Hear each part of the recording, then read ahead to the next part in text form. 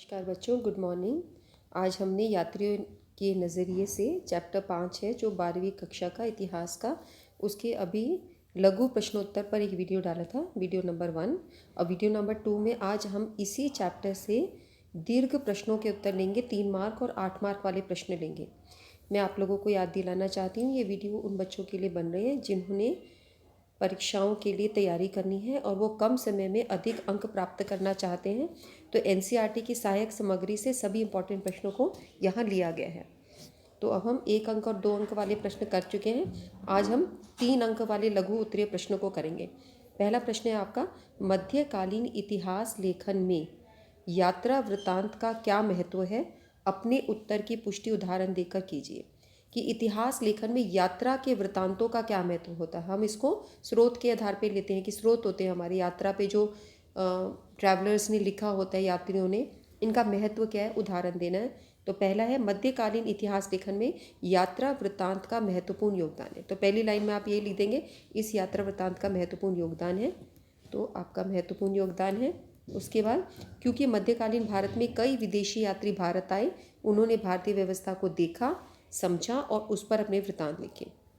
कई विदेशी यात्री भारत आए। इस पाठ में हम 3 यात्रियों के बारे में बात कर रहे हैं, अल-बरूनी के बारे में, इब्न बतूता के बारे में और फ्रांसवा बर्नियर के बारे में।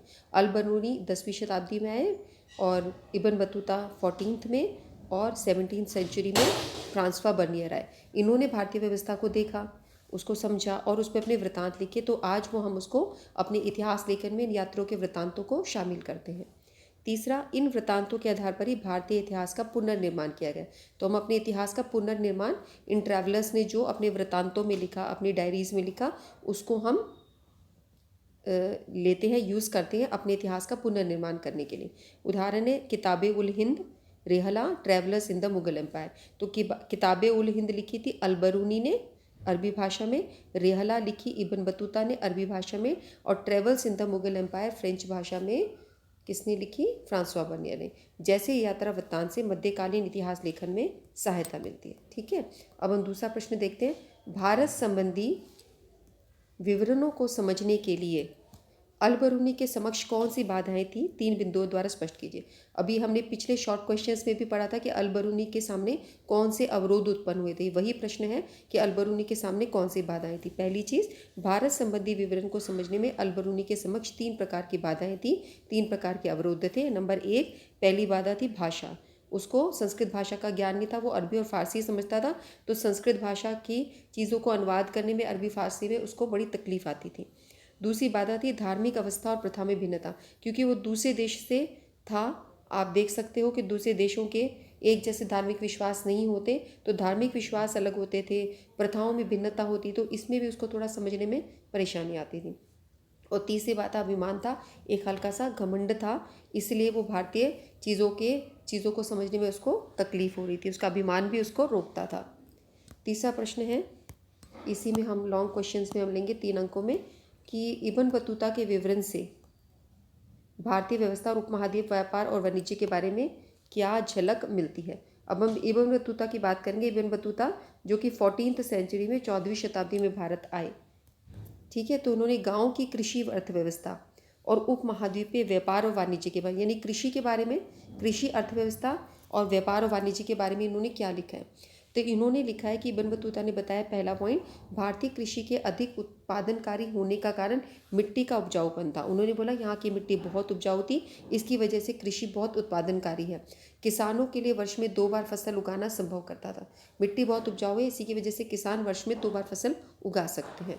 दूसरी बात, इब्न बतूता ने यह भी ध्यान दिलाया कि उपमहाद्वीप व्यापार तथा वाणिज्य के अंतर एशियाई तंत्रों से भली भांति जुड़ा हुआ था। जो हमारा व्यापार और वाणिज्य था, ये एशियाई तंत्रों के साथ, यानी एशियाई देशों के साथ अच्छी प्रकार से भली भांति जुड़ा हुआ था, यानी हमारे व्यापारिक संबंध एशियाई देशों से थे।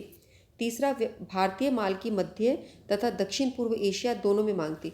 भारतीय माल जो पैदा होता था वो मध्य एशिया में भी और दक्षिण पूर्व एशिया में दोनों जगह इसकी अच्छी मांग थी, जिससे शिल्पकार और व्यापारियों को भारी मुनाफा होता था।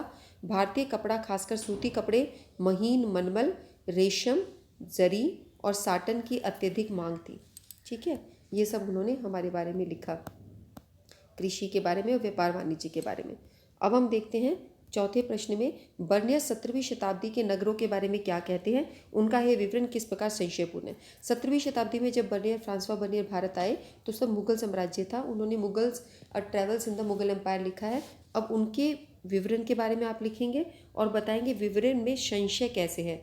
आप इस विवरण को पूरा क्यों नहीं मान के चल सकते, उसमें क्यों संदेह आता है। नंबर 1, बर्नियर ने जो भी भारत में देखा उसकी तुलना यूरोपीय देशों से करी। वो जो भी बात करता है वो तभी की तभी अपनी उस चीज़ की तुलना यूरोपीय देशों से करता है। दूसरा, भारत को यूरोपीय देशों के मुकाबले दयनीय स्थिति वाला देश बताया।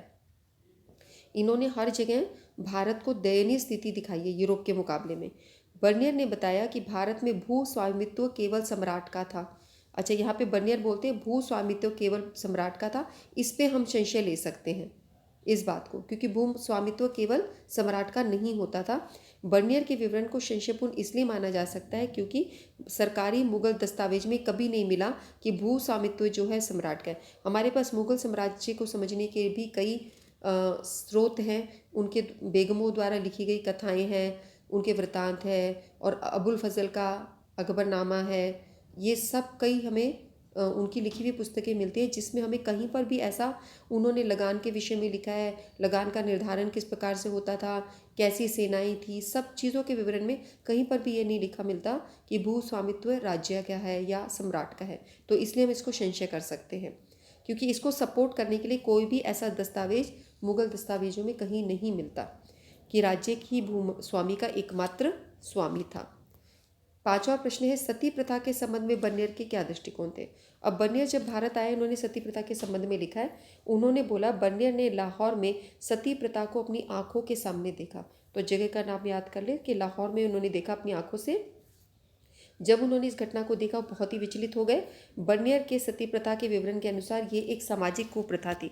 वो ये बोलते हैं ये एक सामाजिक कुप्रथा है, और ये उन्होंने उसके बारे में लिखा। और एक बात और बता सकते हैं, उन्होंने ये भी बोला कि कुछ स्त्रियां अपनी मर्जी से सती हुआ करती थी और कुछ को जबरदस्ती सती करवा दिया जाता था। ये फ्रांसवा बर्नियर ने बोला है। छठा प्रश्न है अबुल फजल ने भूमि राजस्व को राजत्व का पारिश्रमिक क्यों बताया है, स्पष्ट कीजिए। अबुल फजल वो है जिन्होंने अकबरनामा पुस्तक लिखी है। उन्होंने भूमि राजस्व को राजत्व का पारिश्रमिक, भूमि राजस्व यानी भूमि से मिलने वाले लगान को राजा का पारिश्रमिक क्यों बताया, क्योंकि उसी लगान से राजा अपने अन्य कार्य करता था, तो राज्य का पारिश्रमिक होता है। चलो उसको स्पष्ट करते हैं। पहला, 16वीं शताब्दी में अकबर के काल का सरकारी इतिहासकार अबुल फजल भूमि राजस्व को राजत्व का पारिश्रमिक बताता है। ये वही लाइन आ गई कि अबुल फजल भूमि राजस्व को राजत्व का पारिश्रमिक बताता है। अगली लाइन में आप लिखेंगे जो राजा द्वारा अपनी प्रजा को सुरक्षा प्रदान करने के बदले की गई मांग प्रतीत होती है, कि राजा इस भूमि राजस्व के बदले अपनी प्रजा को सुरक्षा प्रदान करता था।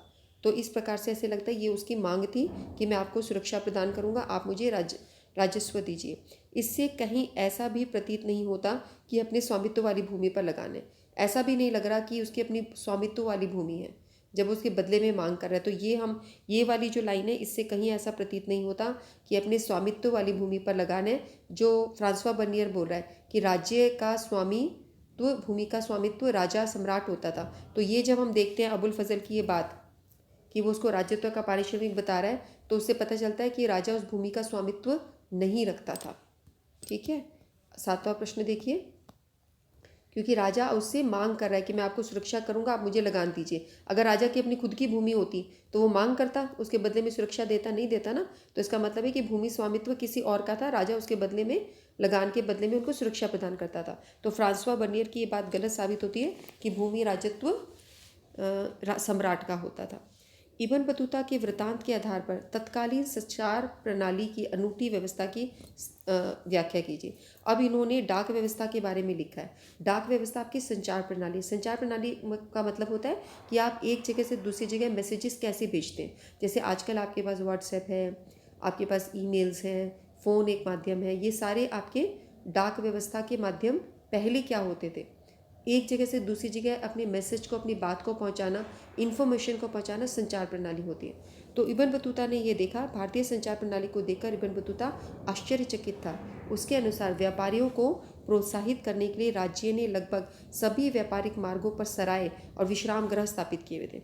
तो देख रहे हैं कि सभी व्यापारिक मार्ग जहाँ से व्यापार होता था सभी जगह पर सराय बनी हुई थी जगह जगह, और विश्राम गृह बने हुए थे लोगों के रुकने के लिए, लोगों का सामान रखने के लिए, उनके विश्राम के लिए जगह जगह बने हुए थे स्टे करने के लिए। तो इससे व्यापारी प्रोत्साहित होते थे क्योंकि उनको कॉन्टिन्यूसली नहीं चलना पड़ता था, जगह जगह वो रुक कर अपने सामान को रख कर अपना विश्राम करके आगे चल सकते थे। तो इब्न बतूता ये देखकर हैरान रह गया।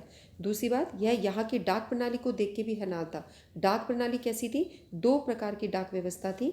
अश्व डाक व्यवस्था यानी घोड़े को इस्तेमाल करते हुए डाक व्यवस्था, और पैदल डाक व्यवस्था। इसके कारण संचार आसानी से हो जाता था। इसकी वजह से मैसेज इन्फॉर्मेशन आसानी से इधर से उधर पास की जा सकती थी। सिंध से दिल्ली की यात्रा में 50 दिन लगते थे। वो ये बोलता है कि सिंध से दिल्ली की यात्रा करने में 50 दिन लगते थे, लेकिन गुप्तचरों की खबरें सुल्तान तक डाक व्यवस्था के माध्यम में 5 दिन में पहुंच जाती थी। तो देखो कितना कम टाइम लगता था। वही चीज़ जो 50 दिन में यात्रा में लगते थे, लेकिन गुप्तचरों की व्यवस्था इतनी पक्की थी, अश्व डाक व्यवस्था, पैदल डाक व्यवस्था, इन सब के माध्यम से कि इसे 5 दिनों में वो खबर पहुँच जाती थी। तो इब्न बतूता इसके विषय में बात कर रहे हैं। किताब उल हिंद पे एक संक्षिप्त टिप्पणी लिखी है। तो सबसे पहले तो आप ये देखेंगे कि किताब उल हिंद किसने लिखी? अल-बरूनी ने लिखी। अल-बरूनी 10वीं शताब्दी में आया था। यह किताब अरबी भाषा में लिखी गई। इसकी भाषा बहुत ही सरल थी। किताब उल हिंद में धर्म के विषय में, दर्शन के विषय में, त्यौहार, खगोल विज्ञान, रीति रिवाज, प्रथाओं, भारतोल, मूर्तिकला, कानून के बारे में लिखा गया। तो आप देख सकते हो कितने सारे टॉपिक्स के विषय में उन्होंने ये सब लिखा है। और किताब उल हिंद 80 अध्यायों में विभाजित थी, यानी 80 चैप्टर्स थे। जैसे आपकी 12वीं क्लास में 15 अध्याय हैं, यहाँ पर किताब उल हिंद जो कि अरबी भाषा में लिखी गई है 80 अध्याय में थी। और किन किन विषयों पे बात कर रहे हैं? धर्म के विषय में, दर्शन के विषय में, त्यौहार के विषय में, खगोल विज्ञान के विषय में, रीति रिवाज यहाँ के कैसे हैं, यहाँ की प्रथाएँ कैसी थी, भारतोल, वेट्स कैसे नापा करते थे, कैसी चीज़ों में वेट माप का इस्तेमाल होता था, मूर्ति कला कैसी थी, कानून कैसे थे, ये सब उसमें लिखा गया है। प्रश्न नंबर 9, इब्न बतूता के अनुसार यात्रा करना असुरक्षित क्यों था? इब्न बतूता ऐसा क्यों बोलता है कि यात्रा करना असुरक्षित क्यों है, जबकि अभी हम देख रहे हैं कि वो इस चीज़ पे हैरान था कि हमने पढ़ा कि जगह जगह डाक वो सराय और ये सब बना दी गई है। आश्चर्यचकित था। अभी हमने पढ़ा कि उसने बोला व्यापारिक मार्गों पर सराय है, विश्राम गृह है, फिर भी वो यात्रा करने को असुरक्षित क्यों मानता था? हैरानी वाली बात है ना। वो ये कहता है कि उस समय यात्रा करने में अधिक समय लगता था, यात्रा करना जोखिमपूर्ण होता था, लंबी यात्रा में लुटेरों का खतरा बना रहता था, यात्री बीमार हो सकता था, इसलिए वो यात्रा करने को जोखिमपूर्ण मान रहा है कि लंबी यात्राओं में यात्री बीमार हो सकता है, लुटेरों का खतरा हो सकता है। 10वां पॉइंट है, इब्न बतूता ने दिल्ली शहर को व्यापक अवसरों से भरपूर क्यों माना? दिल्ली शहर के बारे में बोल रहे बहुत अवसर हैं, और अपने उत्तर की पुष्टि उसके द्वारा दिए गए तथ्यों के आधार पर कीजिए। अपना जो आप आंसर लिखोगे, दिल्ली शहर को व्यापक अवसरों से भरपूर क्यों पाया, तो उन्होंने जो लिखा है उन्हीं तथ्यों के आधार पर आप इसको पुष्टि देंगे। पहली एक बात, इब्न बतूता ने भारतीय शहरों को अवसरों से भरपूर बताया था। दूसरी बात, इब्न बतूता ने बताया कि अगर किसी के पास कौशल है यानी स्किल्स हैं, किसी काम करने का कौशल है, और इच्छा है यानी वो काम करना चाहता है और स्किल है उसके पास, तो इस शहर में अवसरों की कमी नहीं। जैसे हम आजकल मुंबई के बारे में बोलते हैं, मुंबई में यदि आपके पास कौशल है, इच्छा है, तो आपको कोई आपको अवसर की कमी नहीं, आप बहुत अच्छे से काम कर सकते हैं। शहर घनी आबादी वाले और भीड़ भाड़ वाले थे, सड़कें बहुत ही चमक धमक वाली थी। शहरों के विषय में बोलते हैं घनी आबादी वाले, भीड़ भाड़ वाले, सड़कें बहुत ही चमक धमक वाली थी। इब्न बतूता ने दिल्ली को बड़ा शहर बताया और बताया कि भारत में ये सबसे बड़ा है। इब्न बतूता बताता है कि दौलताबाद भी दिल्ली से कम नहीं था और आकार में दिल्ली को चुनौती देता था। बहुत सारे बाज़ारों में मंदिर और मस्जिद दोनों ही होते थे। ये सब उन्होंने अपनी किताब में लिखा है, रिहला में। उसके बाद अगला प्रश्न आता है, इब्न बतूता और बर्निया ने 16वीं और 17वीं शताब्दी की महिलाओं के जीवन को किस प्रकार रोचक झांकी प्रस्तुत की है, स्पष्ट कीजिए। इब्न बतूता ने बताया है कि महिलाएं घरेलू कार्य में निपुण थीं। दोनों ने महिलाओं के विषय में बोला है कि महिलाएं घरेलू कार्य में निपुण थीं, महिलाएं गायिका भी होती थीं, सम्राट महिला सफाई कर्मचारियों को नियुक्त करता था, दासियां जासूसी करने के लिए रखी जाती थी, महिलाएं व्यापार में भी शामिल होती थी, और बर्निया ने सती प्रथा का भी वर्णन किया है। तो सब महिलाओं के विषय में उन्होंने बताया कि वो गायिका भी होती थी, उनको सफाई कर्मचारी के तौर पे रखा जाता था, जासूसी करने के लिए भी रखा जाता था, व्यापार भी करा करती थी, और सती प्रथा का भी वर्णन किया है। बर्नियर ने शाही भू स्वामित्व के विवरण ने पश्चिमी विचार को, जैसे कि फ्रांसीसी दार्शनिक मॉन्टेस्क्यू और कार्ल मार्क्स को प्रभावित किया। इस कथन की न्याय संगत पुष्टि कीजिए। हमने पढ़ा था कि बर्नियर जो भी लिखता है अपनी किताब में, उससे जो बाहर के जो विचारक हैं वो प्रभावित होते हैं। अब हम इसको 3 मार्क के क्वेश्चन में करेंगे। 1 मार्क क्वेश्चन में भी आया था किस प्रकार प्रभावित किया। तो इस कथन की न्याय संगत पुष्टि करनी है। पहला, बर्नियर के शाही भू स्वामित्व के विवरण ने पश्चिमी विचारक मॉन्टेस्क्यू और जर्मन कार्ल मार्क्स को प्रभावित किया। इन्होंने भू स्वामित्व के बारे में बोला था कि सम्राटी भू स्वामित्व रखता था, यानी कि किसी भी लोगों के पास में भू स्वामित्व नहीं था, राज्य ही भूमि का स्वामी होता था। इसकी वजह से भूधारकों के वर्गों का उदय नहीं हुआ और कोई मध्यम वर्ग था ही नहीं। ये बातें उन्होंने बर्नियर ने बोली।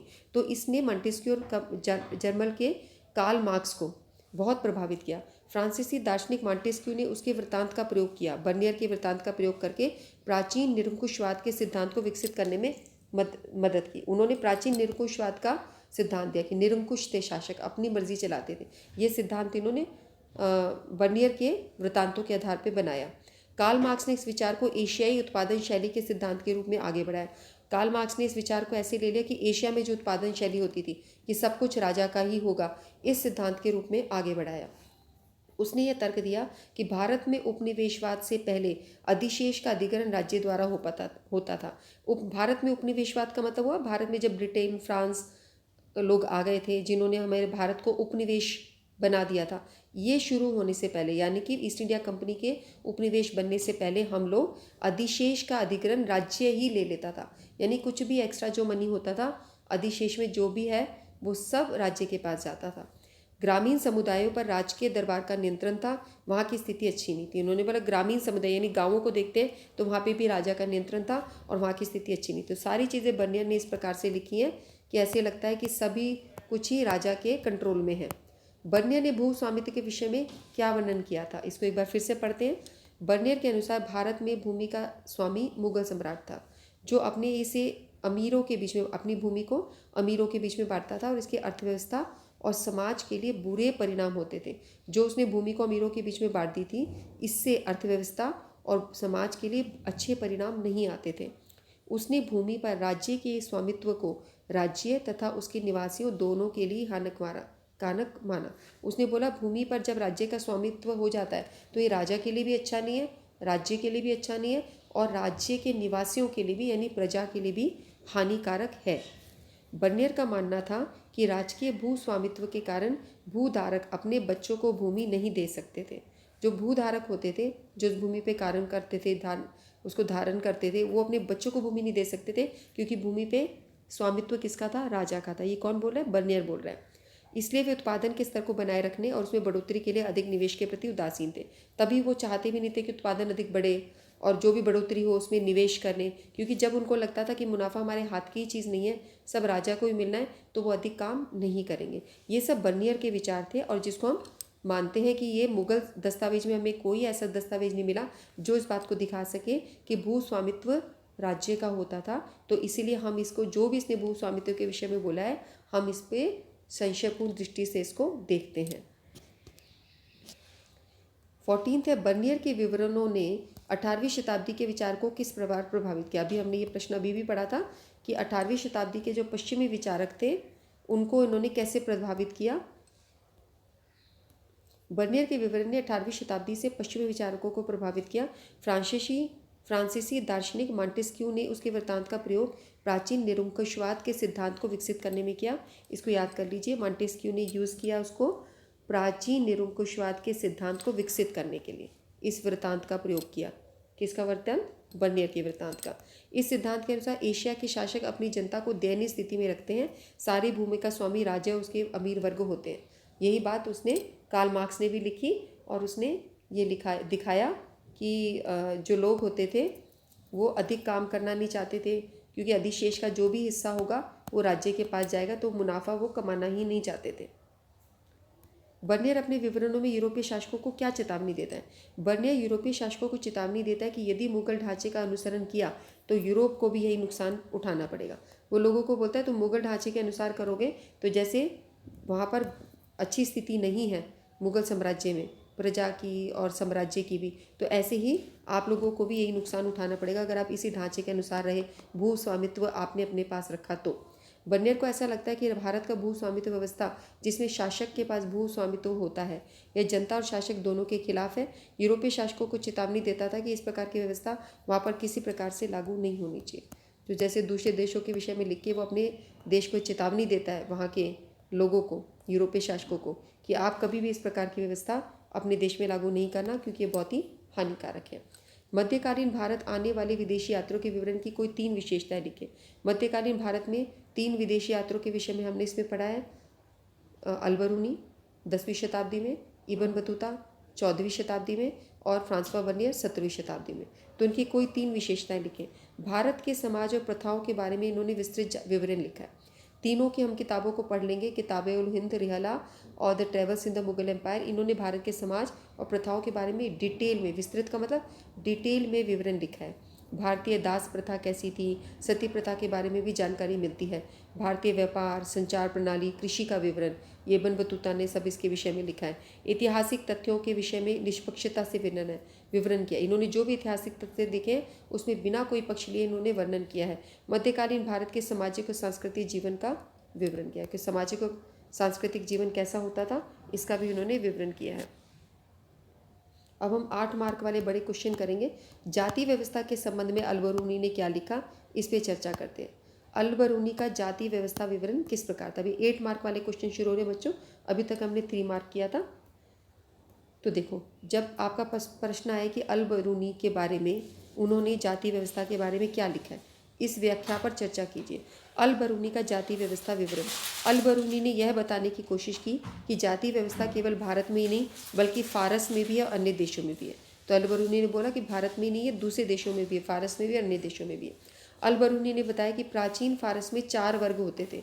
उन्होंने बोला फारस में 4 वर्ग होते थे। पहला वर्ग होता था घुड़सवारों और शासक वर्ग का, दूसरा वर्ग होता था भिक्षु और पुरोहित वर्ग, दूसरा, तीसरा होता था वैज्ञानिक, चिकित्सक और खगोल शास्त्री, तीसरा हो गया वैज्ञानिक आए, चिकित्सक आए, खगोल शास्त्री, चौथा हुआ किसान और अन्य शिल्पकार वर्ग।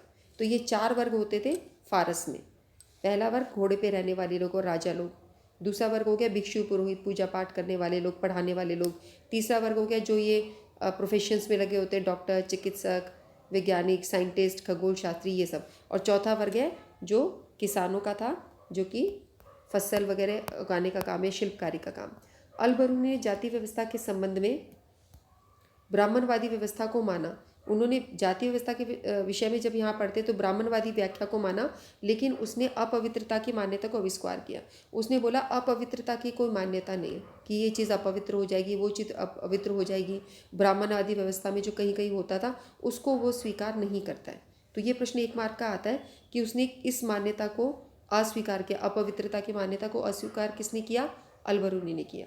अल-बरूनी ने लिखा कि हर वह वस्तु जो अपवित्र हो जाती है अपनी पवित्रता की मूल स्थिति को पुनः प्राप्त करने का प्रयास करती है और सफल होती है।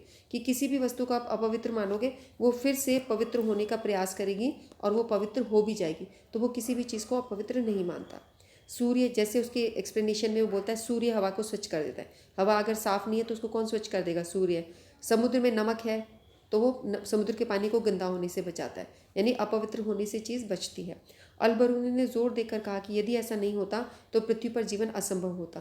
वो ये बोलता है कि यदि चीज़ें अपवित्र ही हो जाती, सारी चीज़ें, तो पृथ्वी पर जीवन नहीं हो सकता था। हर अपवित्र चीज़ अपने आप पवित्र भी होती है, अपनी मूल स्थिति में पहुँचती है, इसी वजह से पृथ्वी पर जीवन संभव है। उसके अनुसार जाति व्यवस्था में अपवित्रता की अवधारणा प्रकृति के नियमों के खिलाफ थी। वो जाति व्यवस्था में अपवित्रता की जो भावना देखते हैं उसको वो प्रकृति के नियमों के खिलाफ मानते हैं। अब हम दूसरा प्रश्न लेते हैं। आप किस प्रकार मानते हैं कि विदेशी यात्रियों के वृत्तांतों द्वारा 10वीं से 17वीं सदी के इतिहास निर्माण में मदद मिलती है? उदाहरण देकर स्पष्ट कीजिए।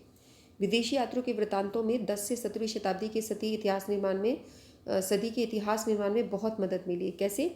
नंबर 1, अल-बरूनी द्वारा लिखित किताबे उल हिंद से उस समय के कानून, धर्म, दर्शन, त्योहार, खगोल विज्ञान, रीति रिवाज, भार और मापन विधि, सामाजिक जीवन, सांस्कृतिक जीवन के बारे में जानकारी मिलती है। इस जानकारी का इस्तेमाल करके इतिहास निर्माण किया गया। अल-बरूनी ने जो 10वीं शताब्दी के समय लिखा। दूसरा, इब्न बतूता द्वारा लिखित रिहला। उन्होंने रिहला पुस्तक लिखी थी। अल-बरूनी ने किताबे उल हिंद लिखी थी। किताबे उल हिंद अरबी में लिखी गई, रिहला भी अरबी में लिखी गई।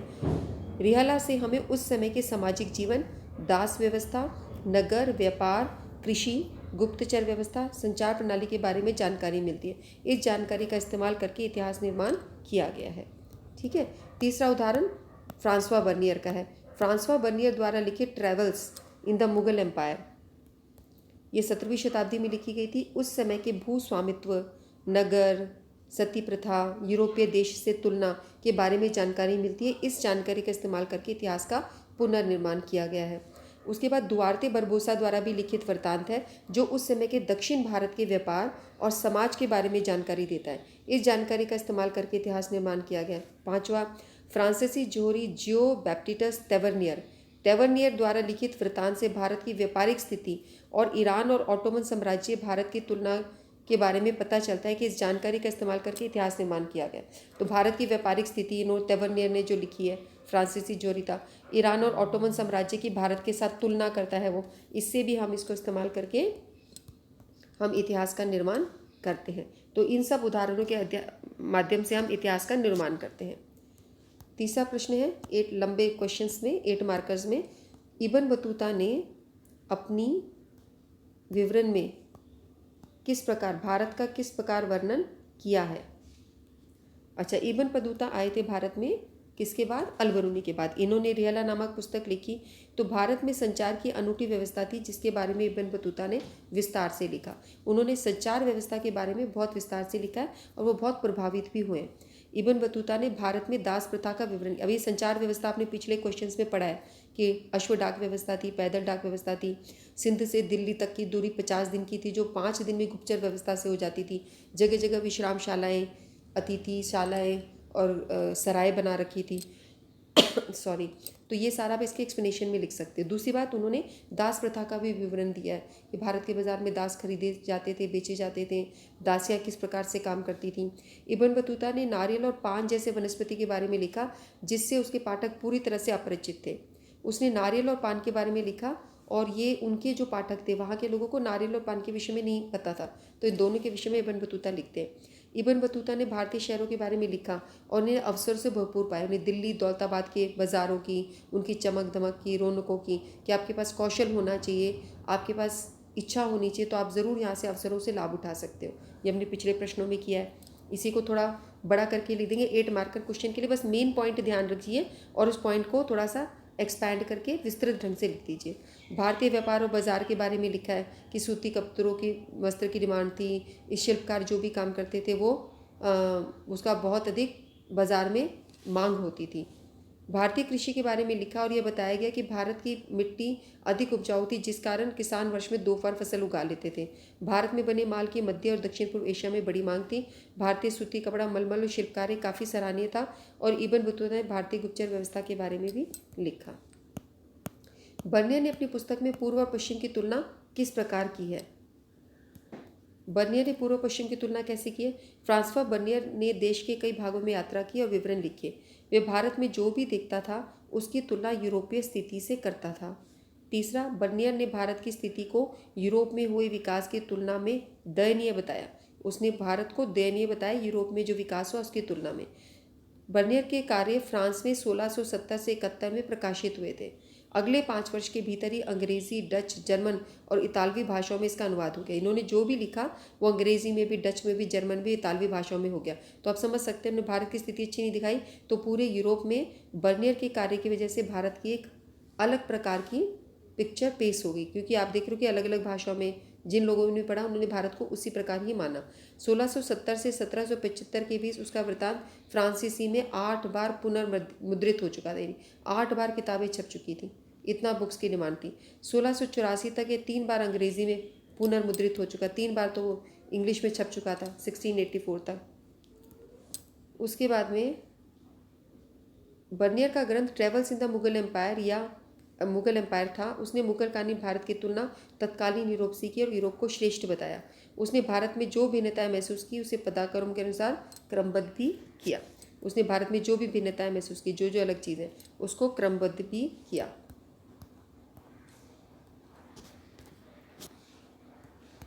अब इसी प्रश्न को हम 5वें को travels in the Mughal empire को, इसी को जो अभी फ्रांसवा बर्नियर का पढ़ रहे थे, उसने किस किस चीज़ का वर्णन किया है।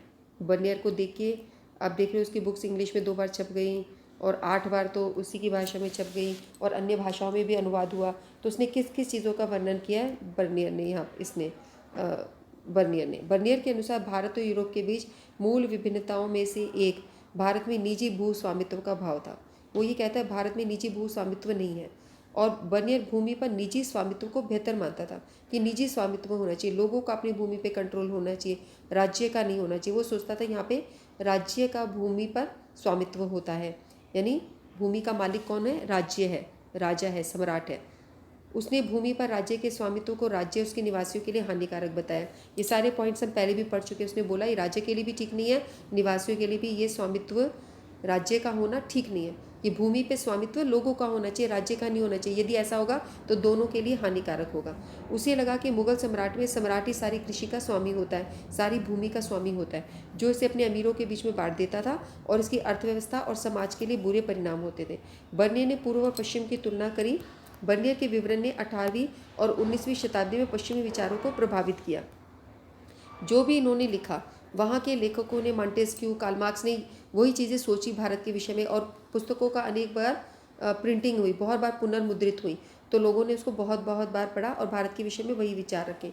बर्नियर ने मुगलकालीन शहरों का विवरण दिया और इन शहरों को शिविर नगर बताया कि ये नगर तो थोड़ी देर जहाँ राजा आता है वहाँ पे फटाफट से नगर बस जाते हैं और राजा के हटने के बाद वो नगर हट जाते हैं। इसलिए वो बोलता था कि ये तो शिविर नगर है, राजा के शिविर नगर है, थोड़ी देर के लिए जैसे शिविर लगता है। भू स्वामित्व को लेकर राजकीय व्यवस्था को उसने गलत बताया और सती प्रथा का उन्होंने मार्मिक विवरण किया कि बहुत सी स्त्रियां कुछ तो अपनी मर्जी से सती बन जाती थी और कुछ को जबरदस्ती सती बनाया जाता था। लाहौर में उन्होंने एक सती प्रथा का विवरण किया है, मार्मिक विवरण किया है। इब्न बतूता द्वारा दास प्रथा के संबंध में दिए गए साक्ष्यों का वर्णन कीजिए। इब्न बतूता दास प्रथा के बारे में क्या बोलते हैं। इब्न बतूता बताता है कि दास बाज़ारों में सामान्य वस्तुओं की जगह खरीदे और बेचे जाते थे। जैसे आम चीज़ें बाज़ार में खरीदी बेची जाती ना, साबुन, कपड़ा, झाड़ू, इसी तरह दास भी आराम से बाज़ारों की तरह जैसे कोई वस्तु हो इस तरह से खरीदे और बेचे जाते थे। इब्न बतूता ने लिखा है। दासों को गिफ्ट भी किया जाता था, जैसे वो कोई गिफ्ट देने की चीज़ है। जब इब्न बतूता सिंध पहुंचा तो उसने सुल्तान को मोहम्मद बिन तुगलक के लिए घोड़े और दास खरीदे और भेंट दिए। उसने खुद भी लिखा कि जब वो सिंध पहुंचा है तो उसने मोहम्मद बिन तुगलक अपने सुल्तान को क्या दिया, घोड़े दिए, दास दिए और उनको भेंट किए, ये सब खरीदा। उसने घोड़े दास खरीदे और सुल्तान को ये भेंट किया। दासों को सामान्य घर का काम करने के लिए इस्तेमाल किया जाता था। दास पालकियाँ भी उठाते थे, घर के काम भी करते थे। इब्न बतूता बताता है कि दासियों को अमीरों पर नज़र रखने के लिए नियुक्त किया जाता था। दासियाँ संगीत और गाने का काम करती थी। दासों की कीमत काफ़ी कम होती थी। ज़्यादातर परिवार 1 या 2 दास अवश्य रखते थे। कि दासों की कीमत ज़्यादा नहीं थी तो हर घर में 1 या 2 दास ज़रूर होते थे। तो हम देखते हैं कि इसके साथ ही हमारे सारे प्रश्न यहाँ पे ख़त्म हो जाते हैं। और इस क्वेश्चंस को आप 2-3 बार देखोगे तो आप देखते हो कि क्वेश्चंस रिपीट कर रहे हैं, वही 4-5 ही क्वेश्चंस होते हैं। अगर आप ये पढ़ लेते हो कि अल बरूनी कौन था, उसने अपनी पुस्तक में क्या लिखा, तो वही क्वेश्चन आपके बेटे 1 मार्क में भी आएगा, वही 3 मार्क में आता है और वही 8 मार्क क्वेश्चन में आता है। ठीक है, ऐसे ही आप इब्न बतूता को देख लेते हो कि इब्न बतूता इसने आपका पुस्तक लिखी थी रिहला अरबी भाषा में। तो उसकी पूरी एक्सप्लेनेशन, जो उन्होंने डाक व्यवस्था के बारे में लिखा, जो उन्होंने दास व्यवस्था के बारे में लिखा और जो भारतीय बाज़ारों के बारे में लिखा, शिल्पकारों के बारे में लिखा, इन्हीं से ही 1 मार्क, 3 मार्क और 8 मार्क के क्वेश्चन पूछते हैं। और फ्रांसवा बर्नियर ने जो लिखा उसके बारे में इसने भारतीय लोगों को हमेशा दयनीय स्थिति में दिखाया और उसकी पुस्तक का अनेकों बार मुद्रण हुआ है, कई भाषाओं में उसकी पुस्तकें छपी हैं। तो बर्नियर ने जो हमारी सती प्रथा के विषय में, भू स्वामित्व के विषय में लिखा है, उस पर कैसे कैसे प्रश्न बनते हैं। बर्नियर के ये क्वेश्चन बनते हैं कि उसने एक भू स्वामित्व के विषय में क्या लिखा है और उसको आप कैसे आलोचनात्मक या संदेह की दृष्टि से देखते हो, क्योंकि मुगल दरबार में ऐसा कुछ नहीं मिला जहाँ पे हम देखें कि भू स्वामित्व पर राज्य का कंट्रोल होता था, कि राजा भू स्वामित्व रखता था। ठीक है, तो ये एक प्रश्न आता है, उसने पश्चिमी विचारकों को कैसे प्रभावित किया। तो 1 मार्कर, 3 मार्कर, 8 मार्कर क्वेश्चन यही आते हैं। ठीक है बच्चों, इस वीडियो को मैं यही फिनिश करती हूँ। आप मुझे कमेंट सेक्शन में बताइएगा आपको कैसे लगा। इन वीडियोस को 2-3 बार देखेंगे तो आपके फाइनल बोर्ड एग्जाम्स बहुत अच्छे होने वाले हैं। ठीक है, all the best, bye bye.